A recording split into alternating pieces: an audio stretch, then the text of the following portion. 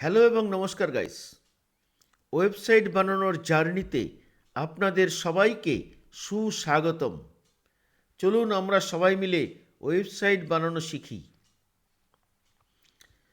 তো বন্ধুরা, প্রথমেই একটা জিনিস বলে নিতে চাই, ওয়েবসাইট বানাতে হলে আমাদেরকে ওয়ার্ডপ্রেসে ঢুকতে হবে। এবার ওয়ার্ডপ্রেসে ঢোকার দুটি রাস্তা। প্রথমে আমরা হোস্টেঞ্জার থেকে ওয়ার্ডপ্রেসে ঢুকব। পরবর্তী রাস্তাটা হলো আমরা সরাসরি আমাদের ডোমেন টাইপ করে ওয়ার্ডপ্রেসে ঢুকতে পারবো। তো বন্ধুরা, আমি প্রথমে আপনাদের সামনে আমার স্ক্রিন শেয়ার করছি। প্রথমে আমরা এখানে হোস্টেঞ্জার টাইপ করব। এবার হোস্টেঞ্জার টাইপ করার সঙ্গে সঙ্গে এখানে দেখতে পাচ্ছি হোস্টেঞ্জারের পেজ খুলে গেছে।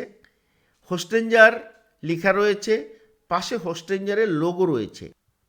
ক্লিক করলাম। এবার দেখতে পাচ্ছি এখানে একটা পেজ খুলে গেছে। পাশে ডান পাশে দেখতে পাচ্ছি মাই অ্যাকাউন্ট লেখা রয়েছে। আমি হোস্টেঞ্জারে আগে থেকে অ্যাকাউন্ট খুলে রেখেছি, তাই এখানে মাই অ্যাকাউন্ট খোলা রয়েছে। এবার এখানে ক্লিক করছি। আমাদের সামনে একটি পেজ খুলে গেল, একটা ড্যাশবোর্ড খুলে গেছে। তা আমরা কোথায় আছি কি করে বুঝবো? ডিজিটাল মার্কেটিংয়ে কাজ করতে গেলে বন্ধুরা একটা জিনিস মাথায় রাখবেন, সেটা হচ্ছে বাঁ পাশের লোগো দেখে আমাদের বুঝতে হবে আমরা কোথায় আছি। কারণ কখনো কখনো একসঙ্গে অনেকগুলো ট্যাব ওপেন হয়ে যায়, আমরা কনফিউজ হয়ে যাই যে আমরা কোথায় আছি।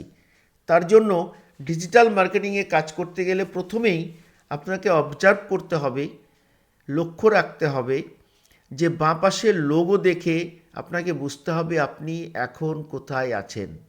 তো এখানে আমরা দেখতে পাচ্ছি হোস্টেঞ্জার এবং এইস লোগো। এ থেকে আমরা বুঝতে পারছি যে আমরা এখন হোস্টেঞ্জারের ড্যাশবোর্ডে আছি। এখানে মেনু রয়েছে, এখানে হোম পেজ, এখানে দেখতে পাচ্ছি ওয়েবসাইট, ডোমেনস, আরও অনেক কিছু রয়েছে, যেমন ইমেলস, ইমেল মার্কেটিং। হ্যাঁ, এছাড়া আরও দেখতে পাচ্ছি যে অনেকগুলো ড্রপডাউন রয়েছে। এই ড্রপডাউনগুলো দেখে আমাদের বুঝতে হবে যে এর ভেতরে অনেকগুলো অপশান রয়েছে। এরপর দেখতে পাচ্ছি এখানে লেখা রয়েছে ওয়েলকাম উৎপল। তার মানে হোস্টেঞ্জার আমার নাম জানে, কারণ আমি হোস্টেঞ্জারে আগে থেকে লগইন আছি। এরপর আরও দেখতে পাচ্ছি, এখানে দেখতে পাচ্ছি ডিজিটাল মার্কেটিং বেঙ্গলি .com, মানে আমি যে ডোমেনটা কিনেছি সেই ডোমেনটা এখানে দেখতে পাচ্ছি। এবং এখানে গ্রিন হয়ে রয়েছে, তার মানে সব কিছু ঠিকঠাক আছে। এখানে দেখতে পাচ্ছি ভিজিট, এখানে একটা প্লাস চিহ্ন দেখতে পাচ্ছি। এভাবে সমস্ত কিছুকে প্রথমে দেখে অবজার্ভ করতে হবে। এরপরে দেখতে পাচ্ছি পাশে, ডোমেনের ঠিক পাশে ডান পাশে রয়েছে ওয়ার্ডপ্রেস অ্যাডমিন ড্যাশবোর্ড। এবারে এই ওয়ার্ডপ্রেসে ঢুকতে গেলে এখানে দেখা যাচ্ছে ওয়ার্ডপ্রেসে ঢোকা যাবে। এখানে একটা তীর চিহ্ন রয়েছে, এটাতে বোঝা যাচ্ছে যে এইখান থেকে ওয়ার্ডপ্রেসে ঢোকা যাবে। তাহলে এখানে আমি ক্লিক করছি।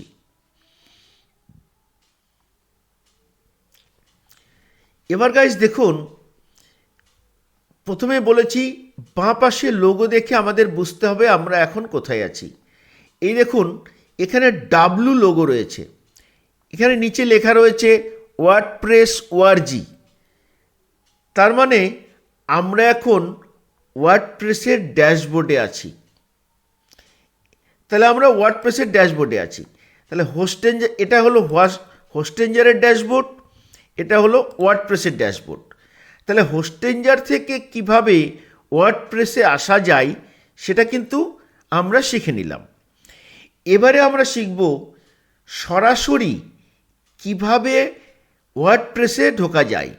তার জন্য এই যে দেখুন বন্ধুরা, এখানে একটা প্লাস চিহ্ন রয়েছে, এখান থেকে আমরা নিউ ট্যাব ওপেন করতে পারবো। তাহলে নিউ ট্যাব ওপেন করার জন্য এই প্লাস চিহ্নতে এবার আমরা ক্লিক করব। এবার একটা নিউ ট্যাব খুলে গেল।